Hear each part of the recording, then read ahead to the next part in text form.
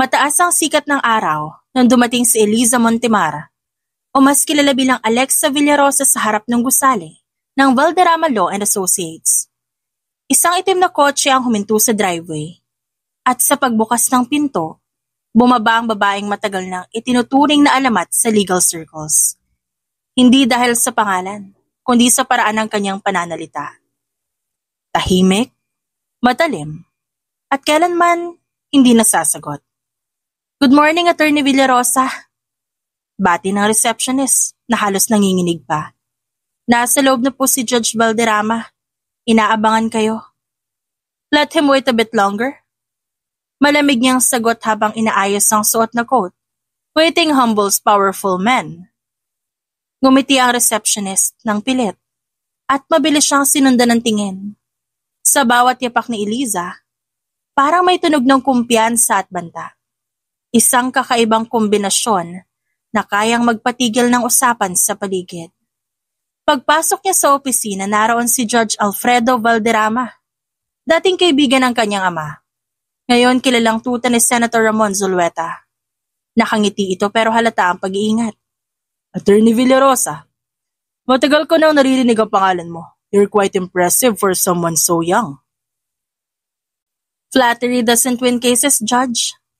Sagot niya sabay upo. Pero salamat. I'm here because I have a proposal. Proposal? Tinapik niya ang folder sa mesa. A corporate merger. May connection to sa Zulueta Group. Alam ko isa kayo sa kanilang legal advisors. Ngumisi si Valderrama at bahagyang nagliwanag ang mga mata. You're well informed. Bakit interesado ang Villarosa firm sa kanila? Simple. Power attracts power. I plan to be near it. Tumawa ang hukom. You're ambitious. I like that. Lumapit ito at binigay ang business card ni Senator Ramon Zulueta. He's always looking for sharp minds like you. I'll set a meeting. Ngumiti si Eliza ng banayad. Please do. I'd like to see what power looks like up close. Sa labas ng gusali, naghihintay si Mila sa kotse. Nakasuot ng salamin at kumakain ng sandwich. Pagpasok ni Eliza, agad ito nagsalita. Mission accomplished? Tumango siya. Judge Valderrama took the bait. I'll be meeting Zulueta soon. Perfect. Another snake lured by a prettier snake. Ngumisi si Eliza. Mila? Yeah? Don't ever call me a snake. Fine. A cobra with a law degree. Napatawa siya. At yun ang unang tawa na lumabas sa kanya sa maghapon. Lumipas ang ilang araw bago dumating ang imbitasyon. Isang private networking event sa isang 5-star hotel sa Makati. Mga politiko, CEO, at abogado ng mga kilalang pamilya. Naka-black silk dress si Eliza. Simple ngunit matapang ang hiwa ng neckline. Ang mga mata niya'y malamig ngunit mapanuri. Parang naghahanap ng target. Pagdating niya sa venue, sinalubong agad siya ni Judge Valderrama. Attorney Villarosa, I'm glad you came. Of course. I don't decline invitations that smell of influence. Sagot niya dito. Dinala siya nito sa maliit na grupo ng mga lalaki na nakatayo sa gilid ng ballroom. Isa sa kanila, ang agad na nakakuha na atensyon niya. Isang matangkad, maayos magdala ng suit, at may ngiting hindi politiko kundi tunay. Marco Zulueta, anang kanyang isip. Sa paningin ni Eliza, si Marco na ang may mga matang kayumangging malalim. Laging tila nagtataglay ng lihim na kabaitang pilit niyang tinatago sa likod ng matatag na anyo. Ang panga nito'y matulis, ang ilong ay tuwid at matikas, at sa bawat ngiti niya tila nabubura ang bigat ng mundo. Maputi ito, ngunit sun-kissed ang kutis. At ang buhok niyang bahagyang magulo, laging parang sinadyang perpekto. I smell trouble, but I'm ready. Mahina niyang bulong bago lumapit at ngumiti sa kanila. Attorney Villarosa, meet Senator Ramon Zulueta and his son Marco. Inabot ni Eliza ang kamay ni Ramon, ngunit ilang segundo lang ibinaling niya ang tingin kay Marco. Si Ramon ngumiting politiko. Walang sinseridad. Si Marco kabaliktaran. Marahang ngumiti, parang interesado, Hindi lang sa mukha niya kundi sa mga mata niyang tila may tinatagong kwento. Pleasure to meet you, sabi ni Marco sabay pisil ng mga kamay. Likewise, I've heard of your family. I hope it was good news. News is never good, only useful. Natawa si Marco at bahagyang umiling. I'll remember that. Habang nag-uusap ang mga tao sa paligid, napansin ni Ramon ang pag-uusap nila. Marco, why don't you show Miss Villarosa around? I'm sure she'd like to know more about our projects. Ngumiti si Marco sa ama. Gladly. Naglakad sila papunta sa balcony ng hotel. Mula roon tanaw ang mga ilaw sa Makati, parang dagat ng mga lihim. Tahimik sila sa una, hanggang sa si Marco ang unang magsalita. So you're the famous Alexa Villarosa. I thought you'd be older. Ngumiti siya ng bahagya, and I thought you'd be smarter than to say that. Natawa si Marco at napailing. Tush, I get that a lot. May sandaling katahimikan, saka nagsalita ulit si Marco. You know, you don't strike me as someone who wants power. You strike me as someone who wants control. You're observant? Guilty? Comes with a family curse? Umangat ang kilay niya. Being perceptive. Being surrounded by lies. Hindi siya sumagot. Sa loob-loob niya, ramdam niyang ito ang kauna-unahang pahiwatig na iba si Marco. Isang Zulweta na hindi nabubuhay sa kasinungalingan ng ama. Kinabukasan, sa opisina nila, halos hindi tumigil si Mila sa kakulitan. So, kumusta ang party? Did you charm the enemy? Eliza removed her coat. Umupo at tumingin sa kanya. He's not the enemy. Just yet. Oh, yet. Big word. Ang boses nito may halong panunuya. Mila. Okay, sorry. Pero halata you like him. Huwag kang assuming. Mabilis na sagot ni Eliza. Girl, I've seen that micro-smile of yours. That's not just strategy. Huminga ng malalim si Eliza. Tinaasan niya ito ng kilay at umiling. He's a Zulweta. He's Ramon's son. Yeah, and you're Judge Montemar's daughter. See? Perfect symmetry for a telenovela. Napangiti siya pero sandali lang. This is not a teleserye. Mission to. Mission with a dash of romance? Mila. Fine. Pero pag nagkabistuhan, di ako kasama sa script ng My Lawyer's Secret Identity. Tumaas ang kilay ni Eliza. Seryoso ka talaga? Depende. May snacks pa. Humalukip-kip pa ito. Napailing siya pero sa loob-loob niya, natutuwa siya sa presensya ni Mila. Sa gitna ng mga plano at paghihiganti, ito lang ang tanging tao nagpapaalala sa kanya ng normal na buhay. Yung mundo minsang meron siya bago na sunog ang lahat. Pagkalipas ng ilang linggo, nagkaroon ulit ng pagkikita si Marco at ang babae. Business meeting, isang proyekto na konektado sa legal team ni Eliza at sa kumpanya ng mga Zulweta. Attorney Villarosa. Bati ni Marco. May ngiti sa labi. I didn't expect to see you again this soon. Then you should expect more surprises. Sagot niya sabay tingin sa mga dokumento. Habang tinatalakay nila ang kontrata, halata ang atensyon ni Marco sa kanya. Hindi lang sa paraan ng kanyang pagsasalita, kundi sa kung paano siya huminga bago magdesisyon. Kung paano siya magpihit ng tingin kapag may naririnig na hindi niya gusto. You're intense. You're talkative. I'm curious. Big difference. Curiosity kills. Only cats, not lawyers. Ngumiti siya at bahagyang umiling. You're dangerously charming. And you're charmingly dangerous. Natawa si Mila mula sa gilid ng mesa at bumulong. Oh no, flirting detected. Quiet, Mila. Sabi ni Eliza na hindi tumitingin. Yes, boss, but just saying, chemistry's louder than your gavel. Sa hapon ding yun, pagkatapos ng meeting, nagkape sila ni Marco sa cafe sa tabi ng opisina. Hindi na yun bahagi ng plano, pero pinayagan niya ang sarili. Habang nag-uusap sila tungkol sa mga kaso, sa karir at sa politika, napansin ni Eliza kung gaano kaiba si Marco. You don't like politics, do you? I grew up around it. Too much power, too little truth. I prefer business. It's clearer and cleaner. Business is never clean. Maybe, but at least it's honest about being dirty.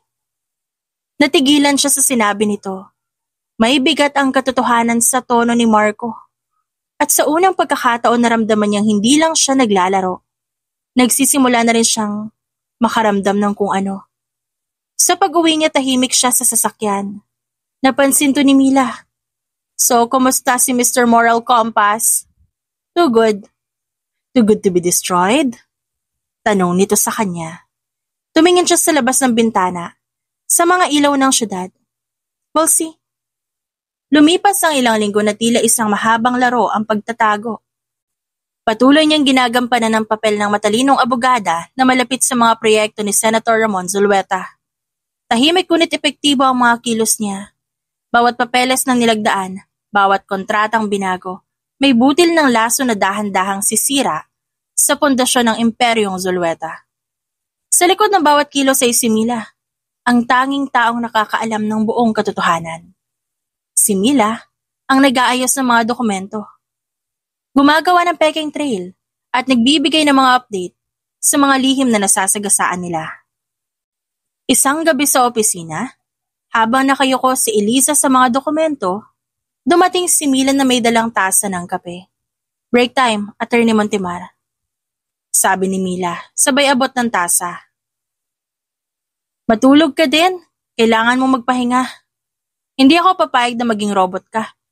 Kahit mga multo nagpapahinga rin. Napahinto si Eliza at marahang umiti. Multo nga, no? Yeah, the ghost of Judge Montemar's daughter, hunting the powerful. Tahimik silang dalawa sa loob ng ilang segundo bago nagsalita ulit si Eliza. May bago akong assignment mula kay Ramon. Gusto niyang i-review ko ang kontrata ng Zulueta Infrastructure Holdings. May anomalya daw. Anomalya? Baka may gustong itago. At yun mismo ang kailangan ko makita. Tumango si Mila sa kanya. You really are scary sometimes, no? Scary is effective. Tugon ni Eliza, sabay lagok ng kape. Pero hindi ako ang dapat matakot. Kinabukasan dumating si Marco sa opisina ni Eliza dala ang dokumento. Mind if I drop by unannounced? Tanong nito at may ngiting nahihiya. Depende, may dalang pagkain? Natawa si Marco. Meron, cheesecake. Alam kong lawyers run on caffeine and sugar. Napatingin si Mila sa cheesecake. He's already perfect. Can we keep him? Wapo naman siya eh. Tudyo pa nito. Go back to work, Mila. Sabat ni Eliza ngunit halatang pinipigilan ang pagngiti. Umupo si Marco sa harap niya at inilabas ang mga papeles. I need your expertise. I trust your judgment. Flattery won't get you discount. Sagot niya habang pinipirmahan ng ilang dokumento. Hindi ko kailangan ng discount. Gusto ko lang makasama ka habang nagtatrabaho. Napahinto siya sa pagsusulat. You're disturbingly honest. I take that as a compliment. Nakangiti pa nitong sabi na parang aso. Huminga ng malalim si Eliza para itago ang inis sabay balik sa dokumento. Ew! Tahimik si Marco sa ilang sandali saka nagsalita ulit. You remind me of someone I used to know. Dapat bang ma-flatter ako dyan? Depende. She was brave and brilliant. But she disappeared. Hindi siya agad sumagot. Ramdam niya ang bigat ng bawat salita nito. Parang may pakiramdam na alam ni Marco. Kahit wala pa itong sinasabi. I'm not interested. Busy ako. At pwede ka na umalis. Pagtataboy niya sa lalaki. Mabuti na lang at hindi na ito nagmatigas unang ulit. Humiti ito bago lumabas ng kanyang opisina. Isang gabi ang lumipas, nagkayayaan ang grupo nila ng mga abogadong konektado sa Zulueta Group na mag-dinner. Nasa isang pribadong restaurant sila sa Taguig. At tulad ng dati nasa kabilang dulo si Eliza, tahimik ngunit mapagmasid. Si Marco nakaupo sa tabi niya, tila hindi mapakali. Lagi ka bang ganito katahimik sa dinner? Mas mabuti ng tahimik kesa masyado madaldal. Pero nakakabingi rin minsan ang katahimikan mo. Biro ni Marco. Then maybe you should talk less and listen more. Tumawa ang mga kasamahan nila. Grabe Marco, di ka makakalusot dyan kay Atty. Villarosa. Ngumiti si Marco sa mga ito. Di naman ako umaasa. Gusto ko lang subukan. Matapos ang hapunan, habang palabas sila ng restaurant, tumawid si Marco para buksan ang pinto ng kotse ni Eliza. You don't have to do that. Of course I don't. But I want. May mga bagay na hindi kailangang ipilit, kusa lang lumalabas. Tahimik ang babae. May kakaibang bigat sa tinig nito. Hindi tulad ng mga lalaking sanay siya sa mundo ng politika at negosyo. Kinabukasan sa loob ng opisina, si Mila halos sumabog sa kilig. Girl, alam mo bang pinag-uusapan kay ni Marco sa hallway kahapon? I don't need to know that. Wala yan sa plano. Sabi niya, Alexis got the sharpest mind I've ever seen. Imagine, sharpest mind daw. Mila, we're in the middle of a mission. Yeah, but even secret agents fall in love, you know. Tila nag-i-imagine pa na saad nito. Mila, baka nakakalimutan mo sa nobela lang nangyayari yon. Alam mo boss, bawasan mo magbasa ng mga action romance sa novel ha. Okay, fine. Pero seryoso, huwag mong hayaang tuluyang mahulog ang puso mo kung may plano ka pang tapusin. Tahimik si Eliza. Hindi niya kailangan sagutin yon dahil totoo ang sinabi ni Mila. Hindi dapat mahulog ang isang pusong ginawang sandata. Ilang araw pa ang lumipas bago siya muling tinawag ni Ramon Zulueta. Nasa isang pribadong opisina sila. Malawak, puro marmol at gintong palamuti. Si Ramon, nakaupo sa likod ng mesa, nakasandal at nakangiti. Attorney Villarosa, you've been doing great work for my team. Thank you, Senator. I simply do my job. Gusto ko ang mga taong lumalampas sa hinihingi ang kanilang trabaho. Mukhang magaling ka sa paghahanap ng mas malalim na katotohanan. Tinitigan siya ni Eliza. Yan ang turo sa mga abogado, magukay para sa katotohanan. Ngumiti si Ramon, ngunit malamig. Relatibo ang katotohanan. Ang kapangyarihan hindi. Marahil, yun ang katotohanan at yun ang iniisip mo. Right. Laging may paraan ang katotohanan para mabuhay, kahit laban sa kapangyarihan. Natahimik saglit ang senador. I like your spirit. No wonder my son can stop talking about you. Bahagyang nanigas sa mga daliri ni Eliza, ngunit agad niyang tinago yon. Ang anak niyo, matyaga at inosente. Naniniwala pa rin siya sa katapatan at moralidad, mga bagay na itinuro kong lampasan niya. Hindi napigilan ni Eliza ang mapang-uyam ng ngiti. Marahil yan ang lakas niya. Hindi niya nalampasan. Lakas? Hindi. Kahinaan yon. Ang mundong ito'y para sa marunong magsinungaling sa tamang oras. Then maybe that's why this world keeps breaking. Nagtagalan titigan nila sa isa't isa. Dalawang nilalang na parehong may tinatagong sugat. Sa loob ng katahimikan, may bahid ng pagkilala. Parang may bahagi sa kanya na alam ni Ramon, kahit pa hindi ito sigurado. Nang lumabas siya sa opisina ni Ramon, agad siyang sinalubong ni Marco. Everything okay? Yes. Sagot niya kahit halatang hindi. I don't believe you. My father's tone changes when he feels threatened at kanina lumamig ang buong silid. Baka aircon lang. Alexa.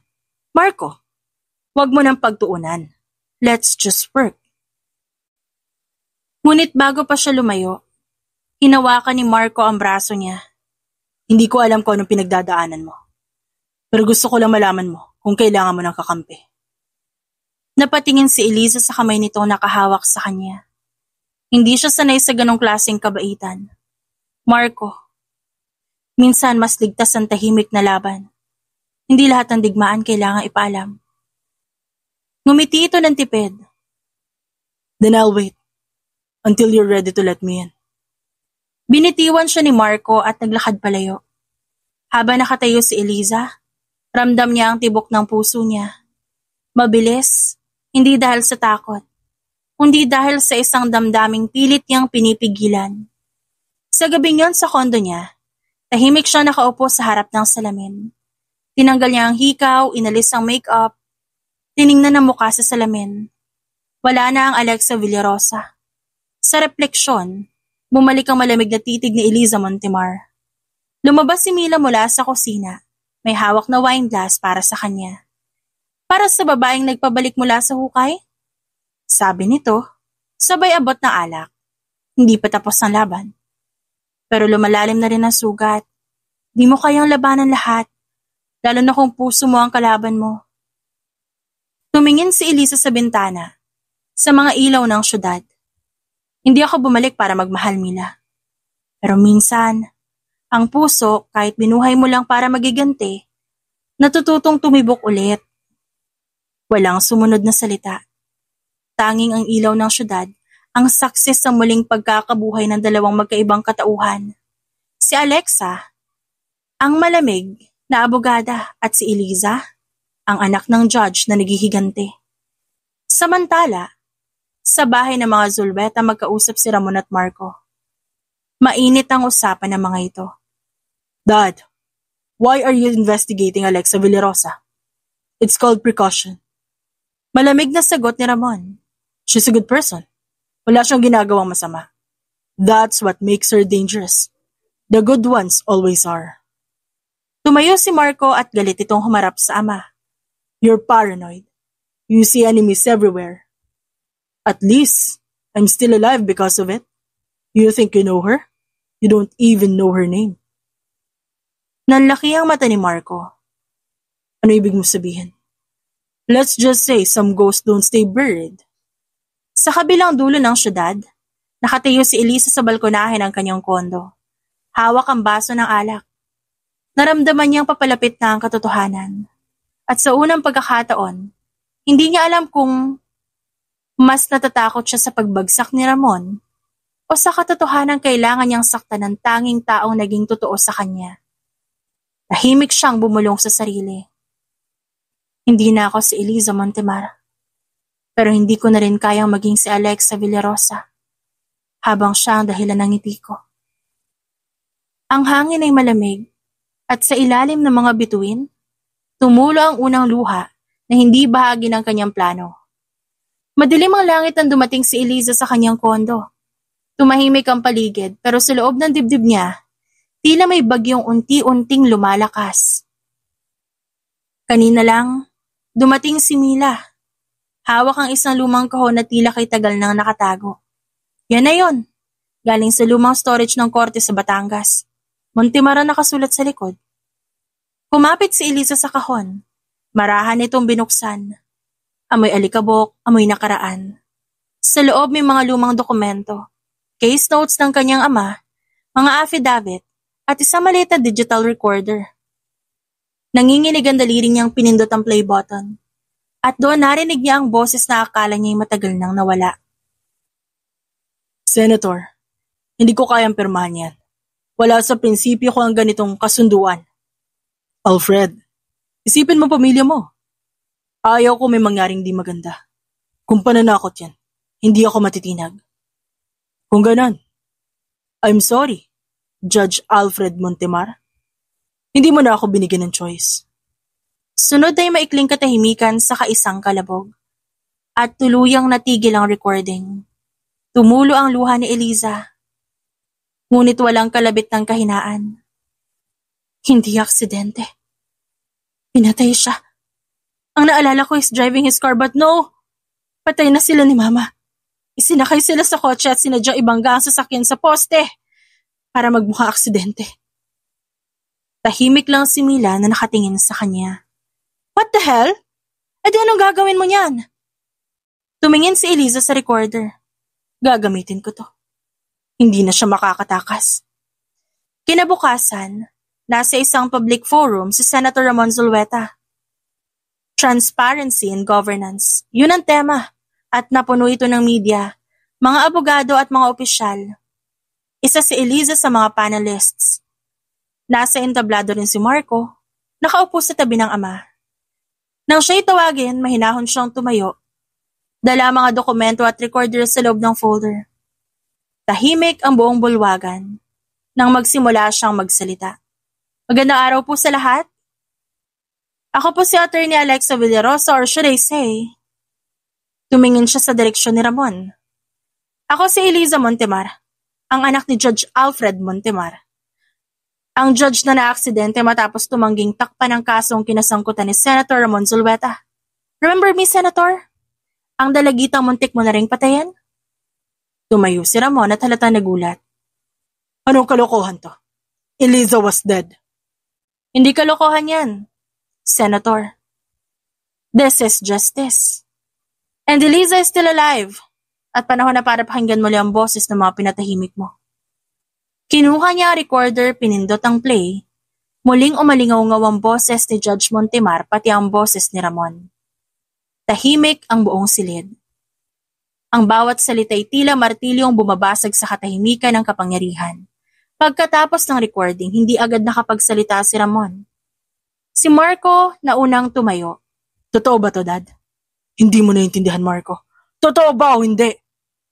Sigaw ni Marco at halos nanginginig. Pinapatay mo ang ama niya para iligtas ang sarili mong pangalan? You even tried to kill her? Ginawa ko lang ang kailangan kong gawin. Sigaw pabalik ni Ramon. Umalingaw-ngaw ang tunog ng camera shutters, mga bulungan ng mga reporters. At habang nagkakagulo, nakatitig lang si Eliza kay Marco. Nakikita niya ang unti-unting pagkawasak sa mga mata nito. Lahat ng galit ko, lahat ng plano ko nakasentro sa lalaking to. Pero hindi ko akalaing may isa pang tao sa gitna ng lahat. Isang inosenteng anak na naging collateral damage ng kasinungalingan niya. Tumingin siya kay Marco. Ang tinig ay malambot na. Marco, hindi kita sinadyang saktan. Pero kailangan kong tapusin ang impyernong sinimulan ng ama mo. Tahimik si Marco. Tila may bigat na bumagsak sa kanya. Ang pagkadurog ng mundo niya ay akala niya'y buo. Ba't di mo sinabi? Dahil kung sinabi ko, hindi ko magagampanan ang misyon ko. Masisira lamang ang plano ko. The fake death I set up. Ang pagbangon ko mula sa hukay. You should know me. Wala akong sinasayang na pagkakataon. Lumapit si Marco, halos pabulong. At anong natira sa'yo pagkatapos ng misyon mo, Eliza? Katotohanan. At siguro konting kapayapaan. Ngunit bago pa siya makasagot ulit, biglang tumayo si Ramon. Wala kayong patunay. Audio lang yan, peke lahat yan. Ngumiti si Eliza ng malamig. Hindi lang audio, Senator. May kasamang affidavit mula sa testigong nakakita ng ambush. Buhay pa siya. At handa humarap sa korte. Napaurong si Ramon at tuluyang natigilan. Ang mata nito'y nanlilisik, pero sa ilalim nito'y takot. Ang mga multo, Senator, hindi mo kailanman matatakasan. Pagkatapos ng forum, lumabas si Eliza at Marco sa labas ng gusali. Tahimik silang dalawa habang nagsisimulang bumagsak ang ulan. Hindi ko alam kung magpapasalamat ako o magagalit. Sabi ni Marco, mahina ang boses. I didn't know na may ganun palang ginawa ang ama ko. I know he wasn't clean but alam ko hindi sapat ang paghingi ng tawad sa nagawa ng pamilya namin sa pamilya mo. You've lost everything. Even your real identity. You don't have to choose. Sagot ni Eliza. Tumingin siya sa langit. Sa unang pagkakataon parang nabawasan ang bigat ng kanyang puso. Ang paghihigante. Hindi talaga nakakagaling. Pero minsan, yun lang ang paraan para makabangon. Anong gagawin mo ngayon?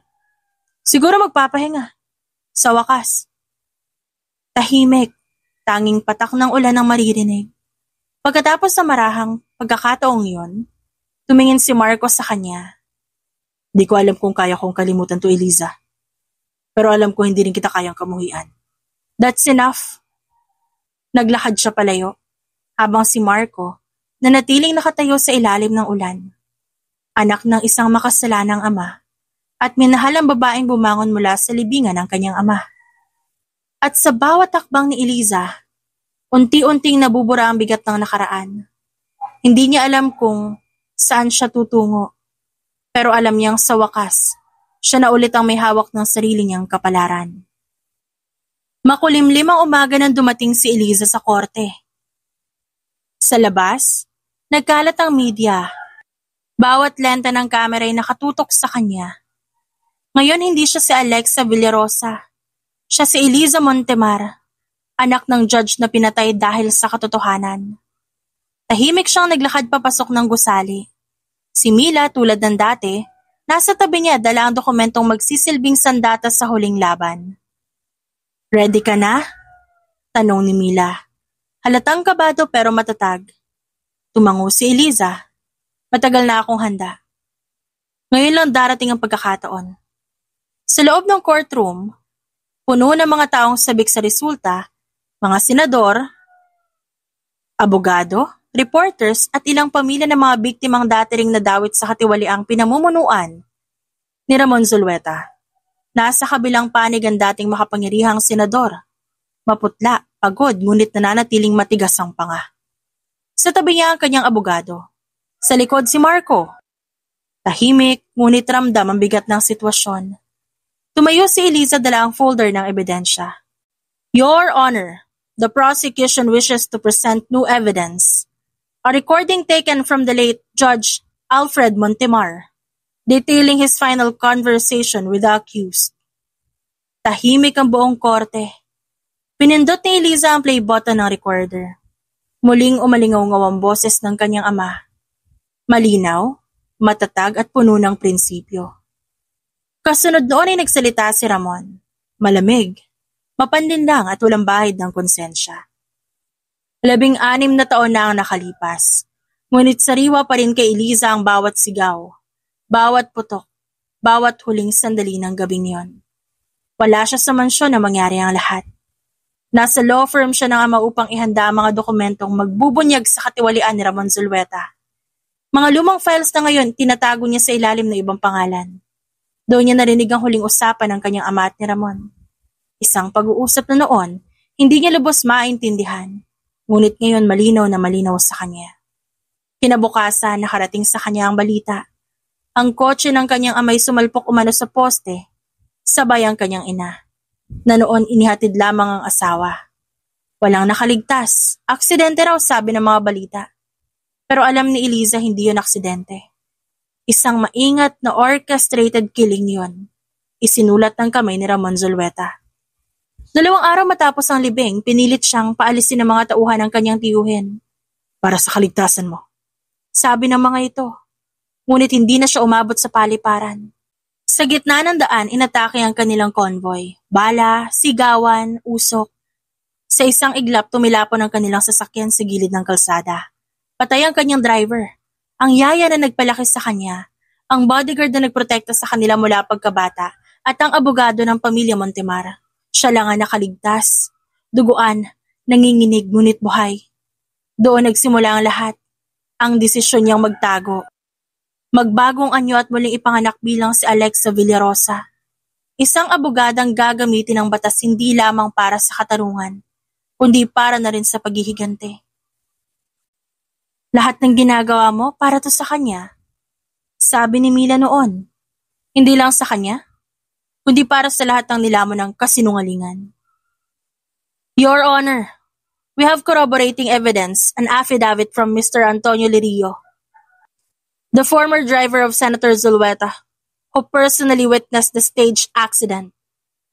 Nilingon niya si Lirio na ngayon tumatay yung testigo. Halatang kabado ang matanda ngunit matatag ang boses. "Yung gabing yun, ako po nagmamaneho ng pangalawang SUV. Utos po yun ni Senator Ramon. Sabi niya, make it look like an accident." Nabagbag ang katahimikan sa loob. Tumayo ang abogado ni Ramon. Mariing tumutol. "Hearsay. The witness is not credible." Ngunit pinutol ito ng judge. "Objection overruled. Proceed." Nang matapos ang testimonya, tumingin si Eliza kay Ramon. Tahimik siyang nakatingin sa lalaki, at sa unang pagkakataon, tila nawala ang yabang nito. "Senator, ilang buhay pa ba ang kailangan mong wasakin bago mo tanggapin ang kasalanan mo?" "Wala akong kasalanan. Ang mundo ng politika hindi para sa mga mahihina. Ang ama mo." "Ang ama ko?" Putol ni Eliza. "May dangal. Isang bagay na ni minsan hindi mo natutunan." Lumipas ang ilang araw ng pagdinig. Lumabas sa media ang mga recording, testigo, at dokumento. Ang dating itinatangging iskandalo, ngayon ay laman na ng bawat balita. Bumagsak ang reputasyon ni Ramon. At sa huling araw ng paglilitis, walang natira sa kanyang impluwensya. Sa loob ng courtroom, habang binabasa ng judge ang hatol, napahigpit ang hawak ni Eliza sa mesa. After thorough deliberation and review of evidence, this court finds Senator Ramon Zulueta guilty beyond reasonable doubt of obstruction of justice, conspiracy to commit murder, and abuse of authority. Bumagsak ang tingin ni Ramon. Walang imik. Narinig ni Eliza ang buntong hininga ni Mila sa likod niya. Ang tunog ng tagumpay na hindi masayang-masaya, ngunit kinakailangan. Justice has been served. Court is adjourned. Dagdag ng judge. Sa labas ng korte, sinalubong si Eliza ng mga kamera at mikropono. Ngunit hindi siya nagsalita. Sa halip, ngumiti lang siya ng marahan. Saka lumakad papalayo. Habang si Mila ay nakasunod. Natapos na, sabi ni Mila, habang naglalakad palabas. Hindi pa. Ngayon pa lang ako magsisimulang mabuhay muli. Pagdating nila sa parking area, naroon si Marco. Nakasandal sa kotse, tahimik lang. Di ko alam kung dapat ba ako magsorry para sa ginawa ng ama ko. Sabi nito, mahina ngunit tapat. Di mo kailangang humingi ng tawad sa kasalanan ng iba. Sagot ni Eliza. Pero gusto ko magpasalamat. Dahil kahit nasaktan ka, pinili mong tumayo para sa tama. Siguro yun na lang ang kaya kong gawin. Anong plano mo ngayon? Maybe disappear again? Pero this time, not to hide, but to live. Napangiti si Marco. Kung sakaling di ka na magtatago, sana makita ulit kita. Baka sa ibang pagkakataon. Sa buhay na wala ng galit. Sandaling katahimikan ang bumalot. Pagkatapos, marahang inabot ni Marco ang kanyang kamay. Goodbye, Eliza Montemor. Goodbye, Marco Zulueta. Pagkaraan ng ilang buwan, lumabas sa balita na nakulong na si Ramon Zulueta. Ang dating makapangyarihang pangalan, ngayon simbolo ng pagbagsak. Samantalang si Eliza, muling nagbukas ng maliit ng law office. Hindi para sa malaking kliyente kundi para sa mga ordinaryong tao. Isang araw, habang nakatingin siya sa bintana ng opisina, napangiti siya nang makita ang liwanag ng umaga. Sa mesa niya, naroon pa rin ang lumang recorder ng kanyang ama. Pinindot niya ulit ito at narinig ang huling bahagi ng lumang boses. Eliza, tandaan mo. Ang batas hindi laging patas, pero kung matapang kang tumindig, magiging sandata mo ito. Ngumiti siya sabay patay ng recorder. Salamat, Papa. Tapos na tayo. At sa wakas, ang anak ng hukom na pinatay sa kadiliman ay muling nabuhay. Hindi para magiganti, kundi para magtaguyod ng hustisya sa liwanag. Nakatayo siya ngayon sa terrace ng bagong opisina ng Montemor Law and Associates. Hawak ang tasa ng kape, habang pinagmamasa ng lungsod. Ang mga ilaw sa ibaba, tila kumikislap ng mga alaala. Bawat sinday paalala ng mga taong nasaktan at mga pangakong kailangang tuparin. Ma'am, may meeting kay mamaya sa Board of Transparency Reform. Paalala ni Mila sa kanya. Tell them, I'll be there by 2. At Mila pakitext si Marco, sabihin mong huwag siyang magpapakita sa media ngayon. Mainit pa rin ang issue. Copy, pero ma'am, may bagong babae sa tabi niya kanina sa interview. Napalingon si Eliza, bahagyang kumunot ang noo. Anong babae? Yung PR consultant ng Zulueta Group, si Samantha Dizon. Baka gusto mo makita yung picture. Umirap naman siya kay Mila. Di na kailangan. Pero pagpasok niya sa opisina, agad niyang kinuha ang cellphone. Samantha Dizon. Ang search bar, mabilis na puno ng larawan ng isang babaeng halos perpekto. Maganda, sophisticated, at laging nakadikit kay Marcos sa mga event. Napailing si Eliza. Ang bilis naman ng rebound. Kinahaponan sa isang conference hall sa Makati, Nakita muli si Eliza at Marco sa parehong event. Post-reform, rebuilding justice. Si Marco, gaya ng dati maayos.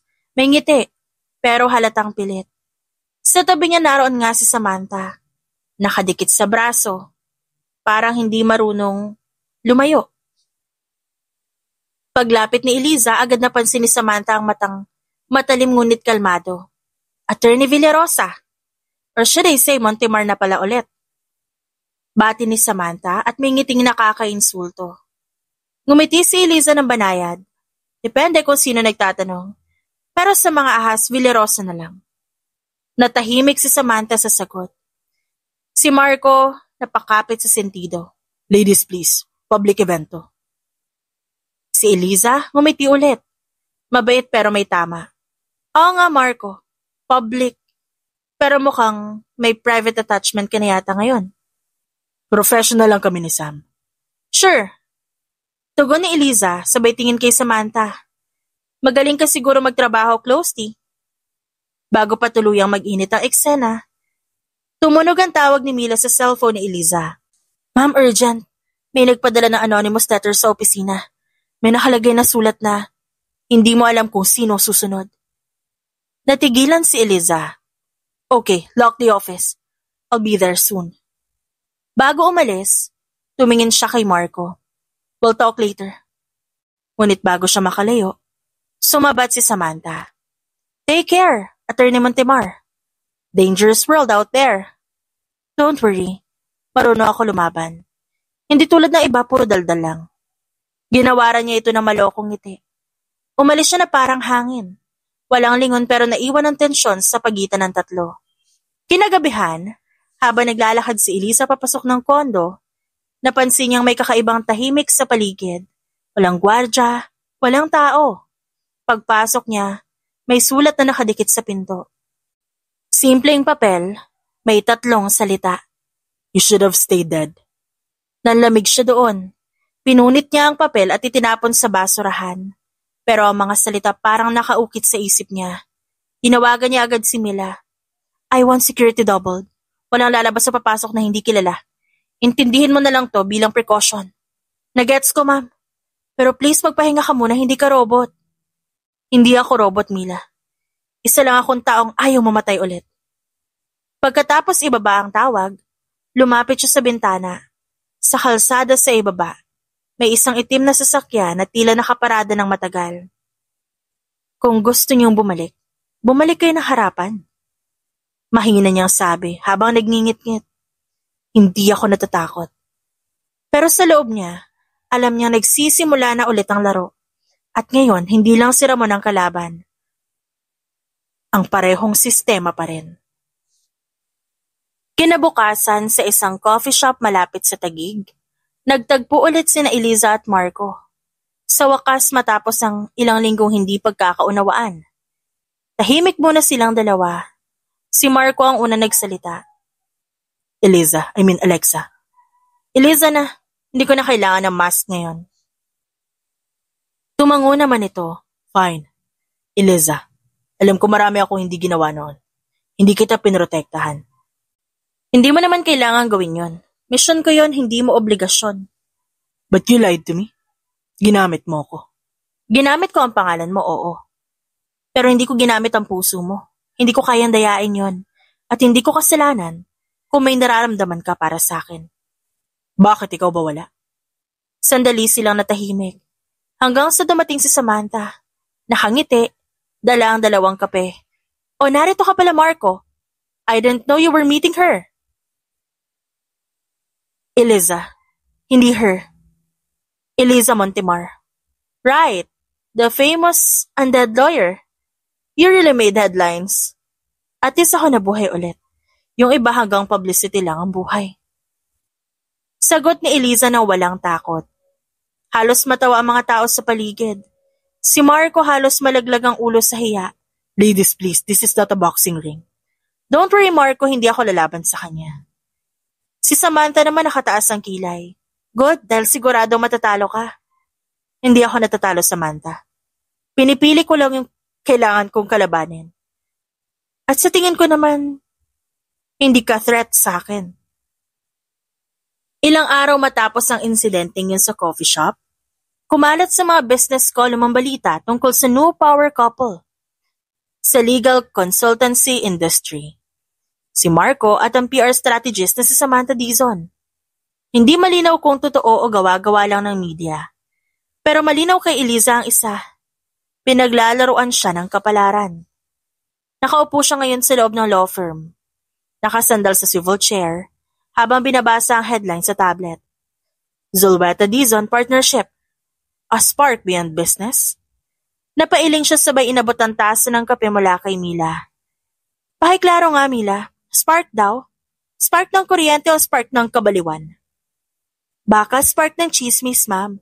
Alam mo naman ang media, mabilis pa sa kisap mata. Eliza na lang, Mila. Tapos na yung drama ng ma'am. O sige, Eliza, pero seryoso. Di ka ba nagsiselos kahit konti? Hindi ako nagsiselos. Nainis na ako sa taste ni Marco. Aniya at ngumiti ng mapait. Bago sila magpatuloy, kumatok ang receptionist. Attorney, may bisita po kayo, Mr. Marco Zulweta? Speaking of the devil, bulong ni Mila bago tumakbo palabas. Sabihin mong busy ako. Too late, nandito na po siya. At ayun nga, nakatayo si Marco sa pintuan. Bitbit ang dalawang paper bag ng coffee at may pilit ng ngiti. Truce? Sabi nito at inaabot ang kape. Black, no sugar. Alam kong yan ang gusto mo. Eliza na ulit ang pangalan ko hindi Villarosa. Hindi rin yung tipong kailangan idamay sa PR stunt mo. PR stunt? Come on. Si Samantha lang yung girlfriend mo, partner mo, o career investment mo. Hindi ko girlfriend si Sam. Pero mukhang willing siyang magpanggap. Banat naman ni Eliza. Ayaw niya magmukhang dehado, pero nagmumukha siyang nagsiselos kahit walang karapatan. Hindi ko kontrolado kung anong gusto isipin ng media. Ngumiti si Eliza. Malamig pero may halong pagtawa. Di mo rin kasi siya tinatanggihan, Marco. Tahimik, ramdam ang tensyon na parang usok sa silid. Eliza, I came here to apologize. Alam ko nasaktan kita kahit di ko sinasadya. You don't need to apologize dahil hindi naman ako nasaktan. Bago pa makasagot si Marco, bumukas ulit ang pinto. Oh, here you are. Si Samantha yon. Nakasuot ng pulang dress. May dala pang bouquet ng bulaklak. Marco darling, akala ko maglo-lunch tayo. Sam, wait. Ngumiti si Eliza sabay tayo. Ayos lang Marco, go ahead. Hindi ko naman ugaling mang-istorbo ng lunch dates. Hindi tulad yun na basta-basta na sumusulpot sa opisina ko. God, this is not a public place na open para sa lahat lalo na sa mga couple na gusto lang mag-lunch date. Umalis na kayo. Ngumisi si Samantha.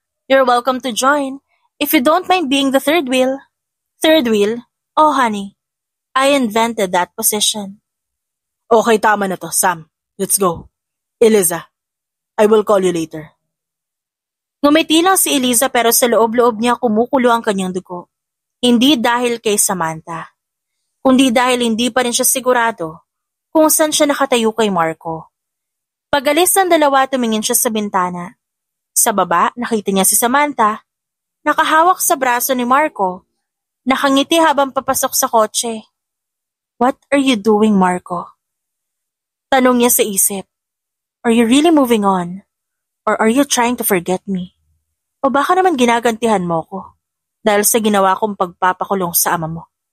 Iba ka rin maglaro, Marco Zulweta. You're a gatekeeper. Pero hindi mo ako madadala sa mga panggigil trip mo. Kinagabihan, habang nasa rooftop, si Eliza kasama si Mila, napagdesisyon na nilang magpahinga sa bigat ng linggo. Cheers to freedom! Sabi ni Mila, tinaas ang baso. Cheers to stupidity. Sagot ni Eliza sabay inom ng alak. Ang drama mo naman? Hindi drama to, Mila. Reality check lang.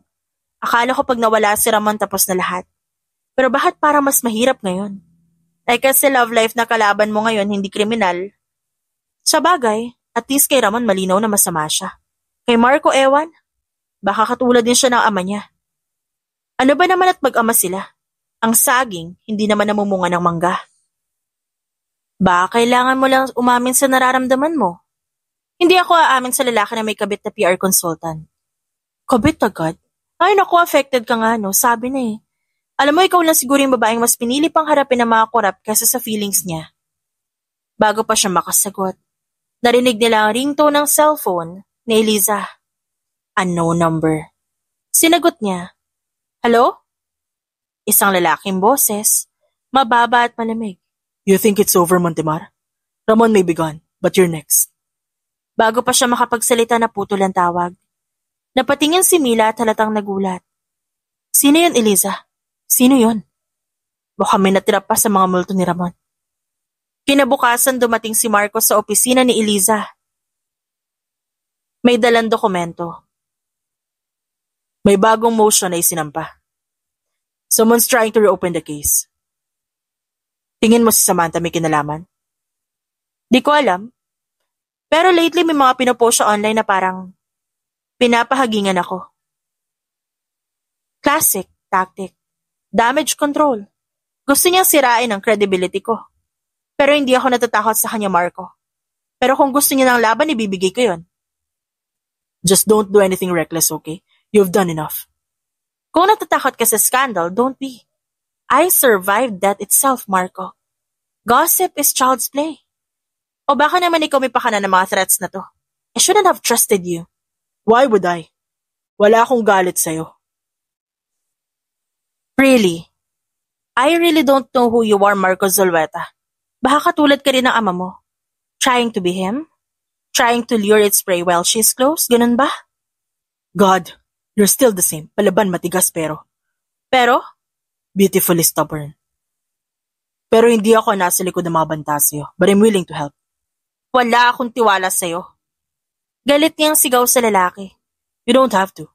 Kaya ko naman patunayan ang sarili ko. Natigilan siya. Isang tingin lang at parang bumalik lahat ng siglat pait ng mga nakaraang taon. Ngunit bago pa niya maramdaman ulit ang kilig, bumukas ang pinto. Si Samantha na naman. Oh, you're here again, Marco. I didn't know you were doing a private consultation sa kanya. Hindi private to. Confidential. Difference, ikaw hindi ka kasali. Ladies, please. Let's just focus on the case. Sure. At sa loob ng silid, tumunog ang tahimik na himig ng dalawang babaeng parehong matalino, parehong maganda, at parehong hindi marunong umatras. Sa labas ng building, isang itim na motorsiklo ang huminto saglit.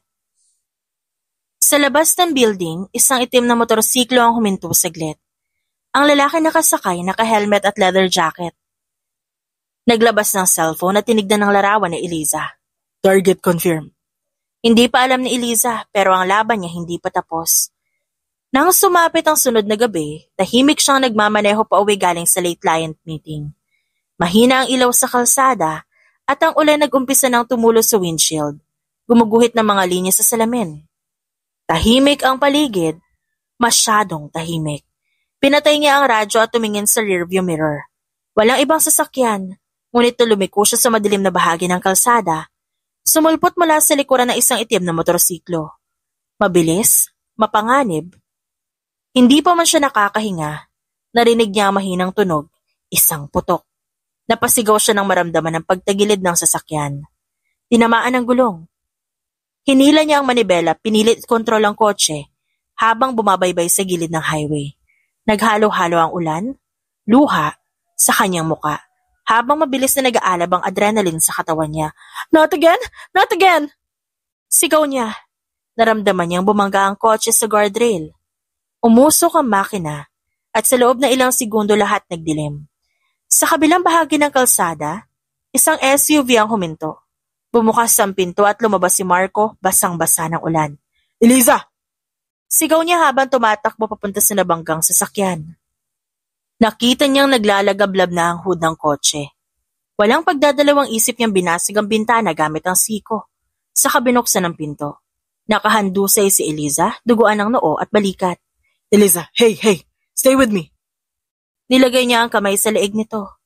Mahina pero may pulso.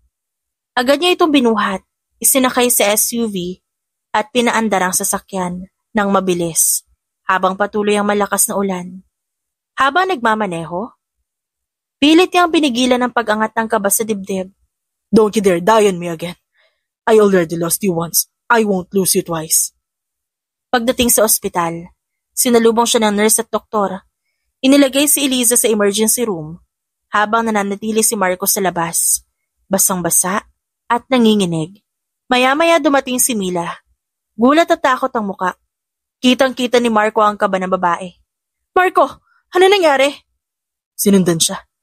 I think it's the same people behind Dad's old network. Ba't siya lang tinarget? Because she's the last threat. She knows too much. May hinala si Marco, pero hindi niya mapagsino ang mga ito. Maraming gustong magpabagsak kay Eliza. Ganon din si Eliza sa mga dating kakampi ng ama niya. Pero sa tingin ni Marco, ang tungkol lamang sa kaso ni Alfred ang hawak ni Eliza. Pero alam naman natin na marami talagang kalaban ng batas. Tahimik silang pareho sa labas ng operating room.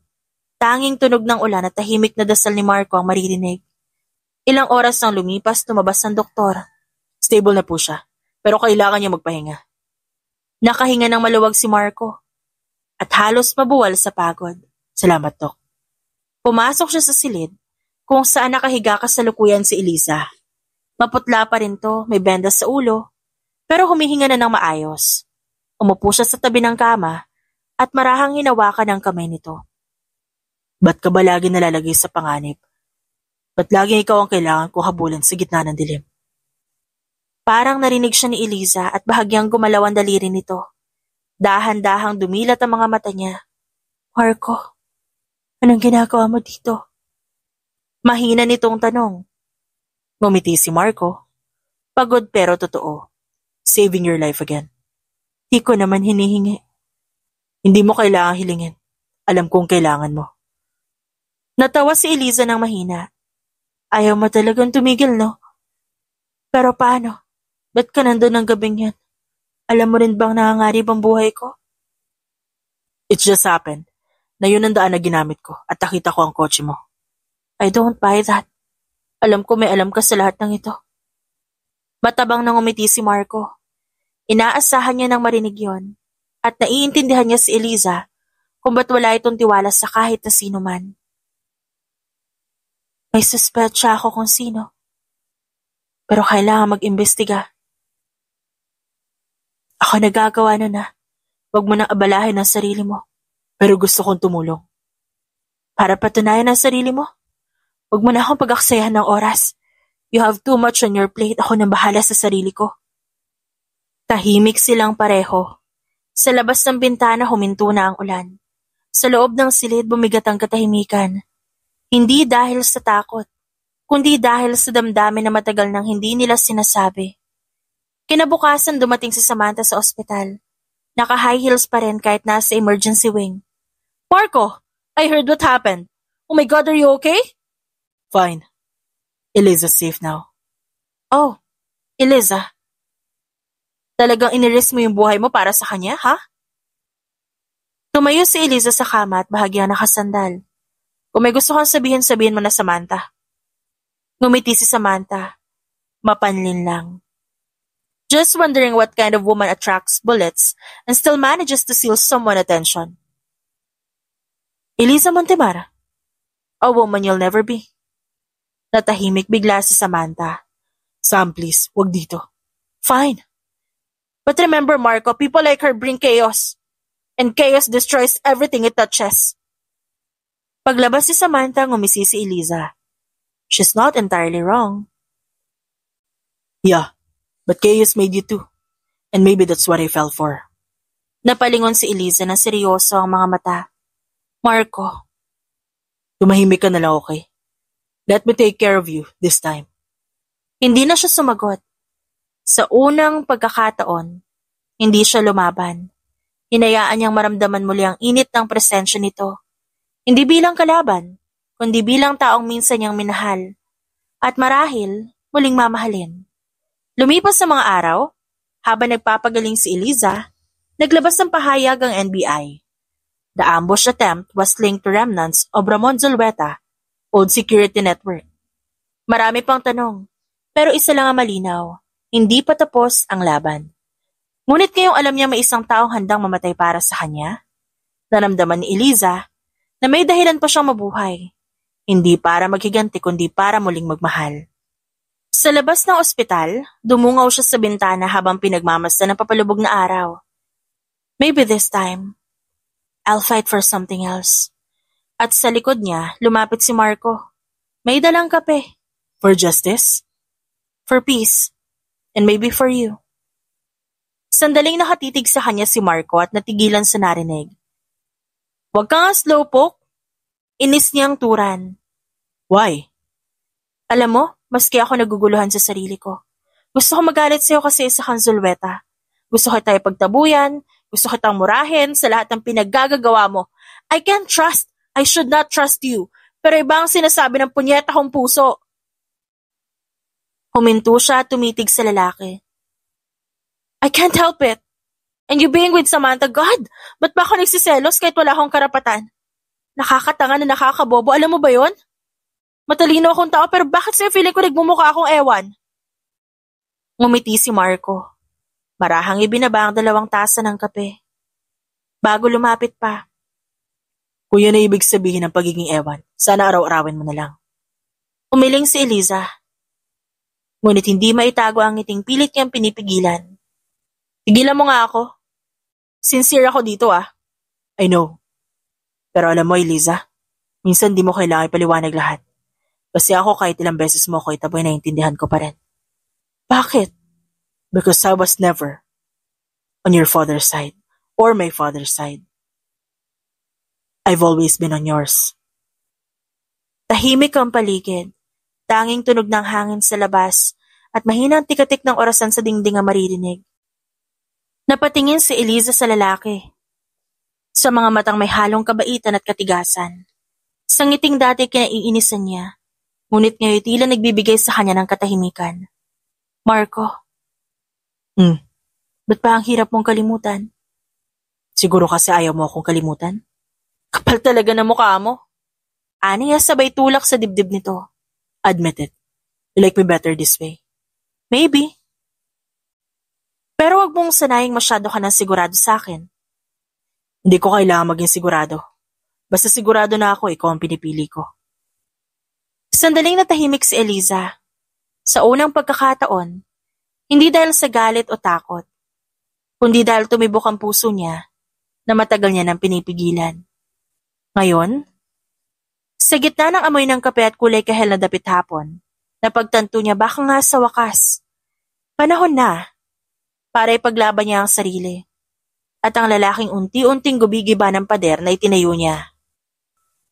Pagkalipas ng ilang linggo, nakalabas na sa ospital si Eliza.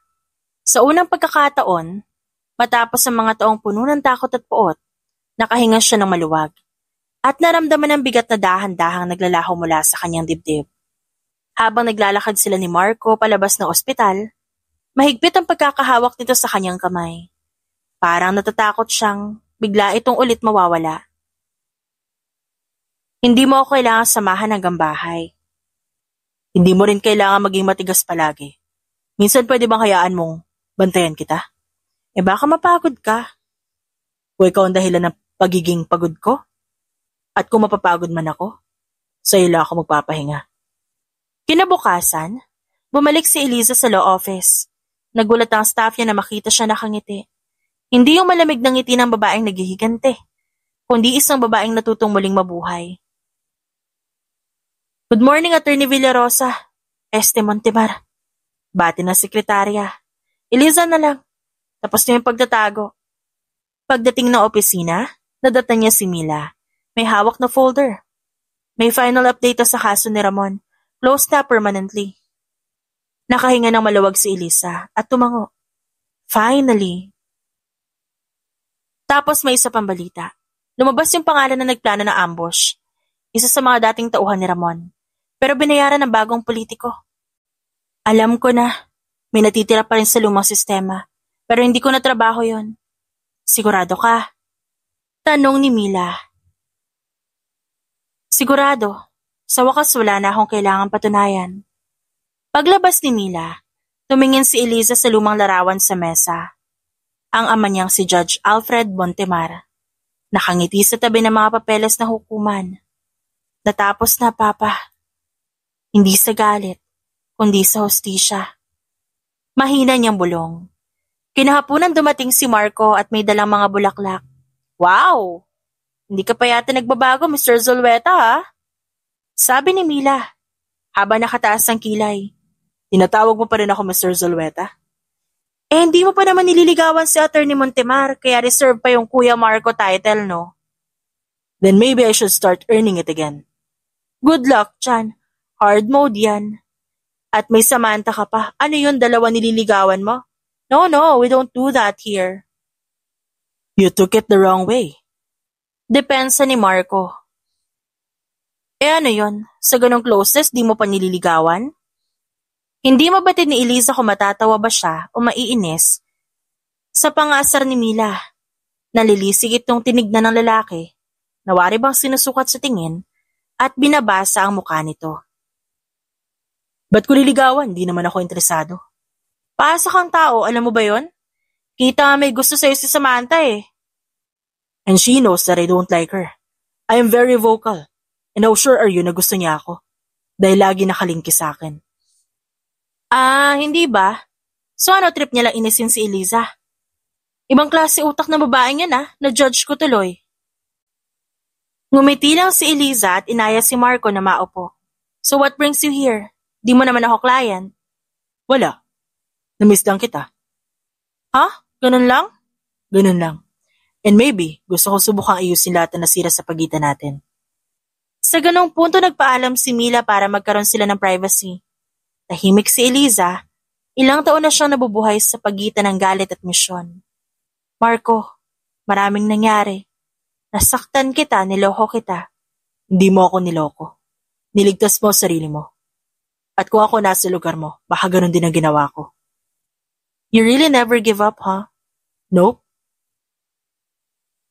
I'm a businessman. We're trained to appeal until we win. Natawa si Eliza at sa unang pagkakataon, tinanggap niya ang yakap ni Marco. Ilang araw ang lumipas. Nagpa siya si Eliza na bumisita sa lumang bahay ng mga Montemar. Matagal na itong iniwan, ngunit ngayon ipinarenovate niya. Sa halip na maging tirahan, ginawa niya itong Montemar Legal Foundation. Dumating si Marco sa inauguration, bitbit ang coffee na may nakasulat na for Attorney Montemar, the woman who made justice human again. Habang pinapanood nila mga batang scholars na tumatanggap ng tulong, nakadama si Eliza ng kapayapaang matagal niya nang hinahanap. Alam mo, matagal kong inisip na tapusin lahat ng ito sa galit, pero hindi pala yun ang totoong hustisya. Tumingin si Marco, ano pala? Pagpapatawad at pagharap sa bagong umaga. Nang bumaba ang araw, tumingin si Marco sa kanya. So Miss Montemar, anong plano mo pagkatapos mong baguhin ang sistema? Siguro oras na naman para mamuhay ako ng sarili ko lang. I mean, I want to live my life. Ayoko na nabubuhay sa galit. Kasama ako. Depende, kung marunong ka magluto. Grabe, di ba pwedeng take out? Hindi, lutong bahay lang gusto ko eh. Wow, seryoso yan? Maybe. Lumipas ang isang taon. Ang Montemar Legal Foundation ay naging isa sa pinakapinagkakatiwalaang legal organization sa bansa. Si Eliza, naging simbolo ng integridad. Ang kanyang pangalan, hindi na lang konektado sa iskandalo o paghihigante, kundi sa inspirasyon. Sa kabila ng pagiging abala, araw-araw pa rin siya sinusundin ni Marco sa opisina. Di mo naman kailangan maghintay araw-araw eh. Hindi ko kailangan gawin, pero gusto ko. Isang gabi pagkatapos ng isang gala, kung saan ginawaran ng Justice Hero Award si Eliza, inaya siya ni Marco na maglakad sa baybayin ng Tagaytay Ridge, kung saan una sila nagkita bilang Alexa Villarosa pa noon ang pagpapakilala niya. Eliza, naalala mo yung una tayo nagkita? Hindi ko alam kung ikaw pa rin yung babae na kilala ko noon. At ngayon? Ngayon alam ko mas totoo ka pa. Hinugot ni Marco ang maliit na kahon mula sa bulsa. Binuksan ito at isang simpleng singsing na may ukit sa loob na justice and love. Hindi ko kaya ipangako na magiging madali lahat.